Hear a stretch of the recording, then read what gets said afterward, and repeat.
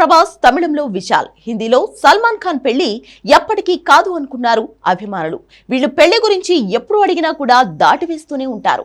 దాంతో ఇక వాళ్లకు పెళ్లి కాదు, జీవితాంతం బ్రహ్మచారులుగా ఉండిపోవాల్సిందని చాలా మంది ఫిక్స్ అయిపోయారు కూడా. ఇలాంటి టైంలో విశాల్ సడన్ షాక్ ఇచ్చాడు. తాను పెళ్లి చేసుకోబోతున్నట్లు ప్రకటించాడు. ముందు నుంచి అనుకుంటున్నట్లుగానే హీరోయిన్ తోనే ఈయన పెళ్లి జరగబోతుంది. కెరియర్ మొదటి నుంచి మనోడు మంచి ప్లే బాయ్. చాలా మంది హీరోయిన్లతో విశాల్ ప్రేమాయణం నడిపాడు అని రూమర్స్ తమిళ ఇండస్ట్రీలో బాగానే ఉన్నాయి. కాకపోతే వరలక్ష్మి శరత్ కుమార్ తో సీరియస్ రిలేషన్షిప్ మెయింటైన్ చేశాడు విశాల్.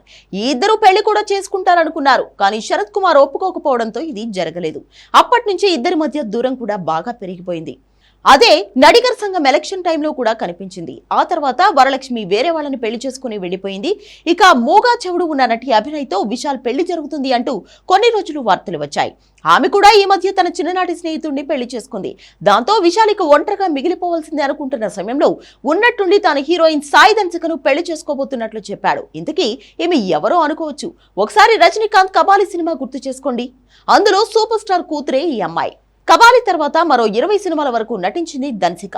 తెలుగులో పెద్దగా గుర్తింపు రాకపోయినా తమిళంలో మాత్రం ఈ అమ్మాయికి మంచి గుర్తింపు ఉంది. ఆమెను తాను పెళ్లి చేసుకోబోతున్నట్లు తెలిపాడు విశాల్. ఈ మేరకు చెన్నైలో జరిగిన యోగిత ట్రైలర్ లాంచ్ ఈవెంట్ లో విశాల్, సాయి ధన్సికలు తాము పెళ్లి చేసుకోబోతున్నామంటూ అధికారికంగా అభిమానులకు చెప్పారు. విశాల్ బర్త్డే అయిన ఆగస్టు 29న పెళ్లి జరగనుంది. ఈ మధ్య విశాల్ హెల్త్ విషయంలో కూడా సోషల్ మీడియాలో చర్చ బాగా జరుగుతుంది. ఆయనకేదో హెల్త్ ఇష్యూ ఉందని, అందుకే పెళ్లికి దూరంగా ఉన్నాడు అంటూ ప్రచారం కూడా మొదలైంది.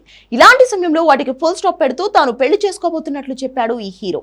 ఇదిలా ఉంటే విశాల్ కు గతంలో తెలుగమ్మాయి అనీషాతో నిశ్చితార్థమైంది. ఈమె పెళ్లి చూపులు అర్జున్ రెడ్డి సినిమాల్లో నటించింది. కొన్ని కారణాల వల్ల ఆ పెళ్లి రద్దయింది. ఇక నడిగర్ సంఘం బిల్డింగ్ నిర్మాణం పూర్తయిన వెంటనే తాను పెళ్లి చేసుకుంటానని గతంలో విశాల్ ప్రకటించాడు.